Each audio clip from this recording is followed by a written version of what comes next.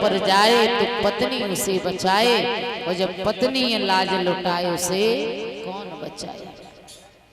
हिरण्यकश्यप के घर में कयाधु बड़े अच्छे विचारों की थी। हिरण्यकश्यप के दिल में बदले की आग धधक रही थी। कौन सा वो समय आए तब मैं अपने भैया का बदला लूं। एक दिन हिरण्यकश्यप ने विचार बनाया कि मैं तपस्या करूं, ब्रह्मा जी को खुश करूं, खुश करने के बाद ऐसा वरदान प्राप्त करूं जिससे मैं अपने भैया का बदला लूं। जाकर के तपस्या के लिए गया तो एक तोता आया। तोता कहने लगा नारायण नारायण नारायण। हिरण्यकश्यप भगवान के नाम से दुश्मनी रखता था। वहां से उठा और आगे बढ़ा, वो तोता भी वहां से उड़ा और आगे बैठ गया, कहने लगा नारायण नारायण नारायण। घर चलाया हिरण्यकश्यप। कयाधु पूछने लगी महाराज आप तो तपस्या करने गए थे तो वापस क्यों चले आए। जवाब दिया रानी तपस्या तो करने गया था लेकिन वहां एक तोता आ गया। तोता मेरे दुश्मन का नाम लेने लगा, कहने लगा नारायण नारायण नारायण। कयाधु बड़ा चतुर खोपड़ी की थी वक्त, समझ गई अगर मेरे पति के मुख से भगवान का नाम उच्चारण हो गया तो मेरे पति का उद्धार अवश्य हो जाएगा। शाम का वक्त है, कयाधु पैर दबा रही है। पैर दबाते दबाते फिर पूछने लगी महाराज कितना अच्छा होता आज तुम तपस्या करने लग जाते तो। वो तोता आया था महाराज, वो तोता क्या कह रहा था। जवाब दिया सुनाई नहीं देता। वो तोता मेरे दुश्मन का नाम ले रहा था। तोता कह रहा था नारायण नारायण नारायण। इधर रानी कयाधु गर्भवती होती है महाराज।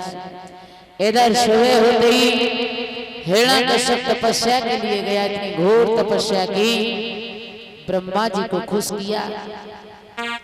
जवाब दिया ब्रह्मा जी ने आप हमसे कुछ वरदान मांगा।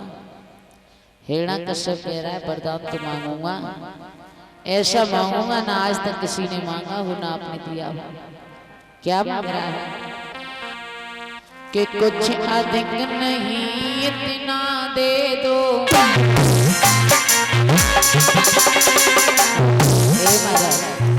कुछ ज्यादा नहीं मांग रहा हूं, कुछ अधिक नहीं इतना दे दो। ऊपर न मरूं नीचे न मरूं, बाहर न मरूं भीतर न मरूं, इसमें न मरूं दिन में न मरूं।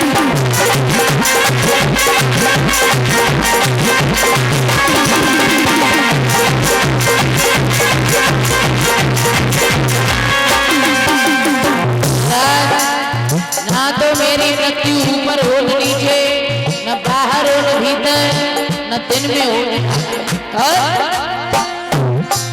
नर से न मरूं पशु से न मरूं, प्यासे कोई हथियार नहीं, महाराज भोग के बहुमो नहीं जावे कोई बिहार नहीं।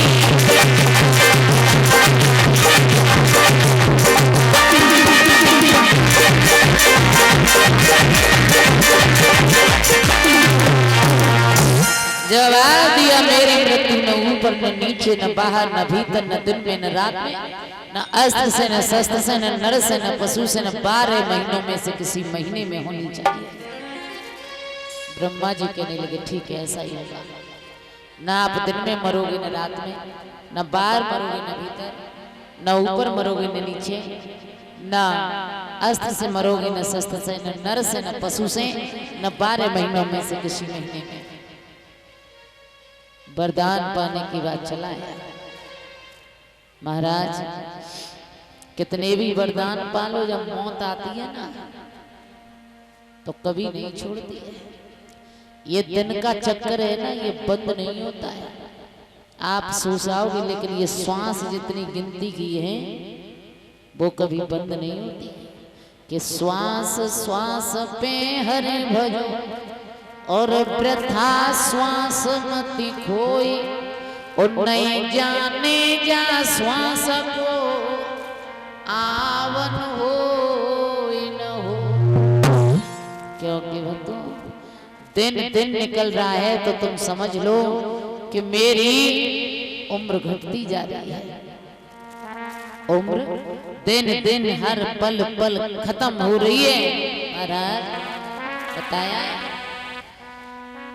कि हो रही गई दीवारी आई, और फिर सामन आवे, और दिन को चक्कर बंधन होवे, मौत तुम्हें खाई जावे।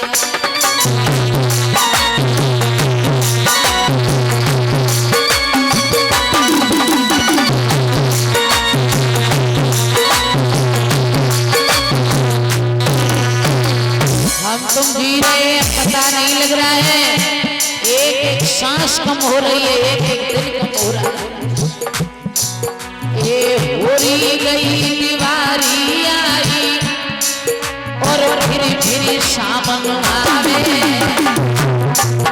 और दिन को चक्कर बंधन हुए, तो मौत तुम्हें खाई जावे।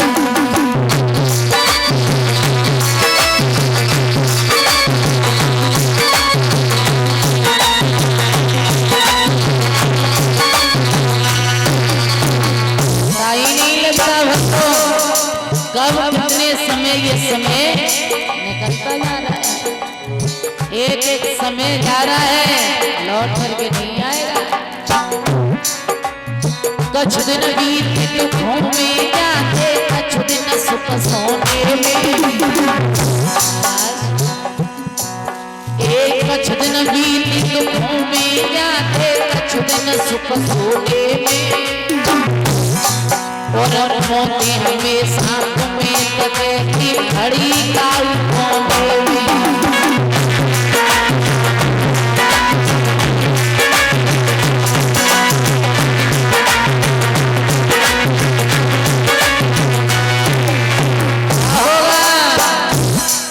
ये जैसे मुंह खोल लगे करे के झपटाई गलू दबावे, जैसे मुंह खोल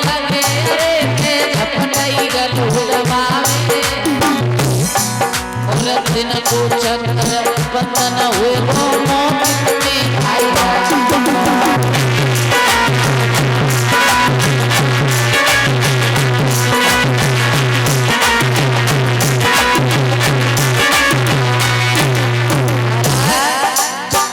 मत सोचो कि ये पाप हो जाएगा तो गंगा जी नहा लेंगे। भक्तों, गंगा नहाने से कभी पाप नहीं होते हैं। भूल में हो जाए वो पाप होता है, और जानबूझ करके किया जाए वो पाप नहीं है, वो सजा है। एक गंगा नहाए के पाप कटे तो कौन नहीं नहा सकता है। और 10 रुपया में मुक्ति को द्वारा कौन नहीं नहा सकता है।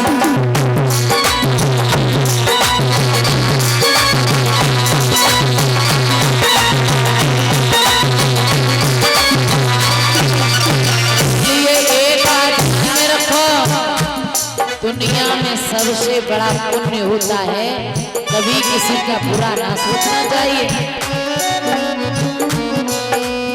हो रही गई दीवारी आई, फिर सामन आवे, और दिन को चक्कर बंधन हो।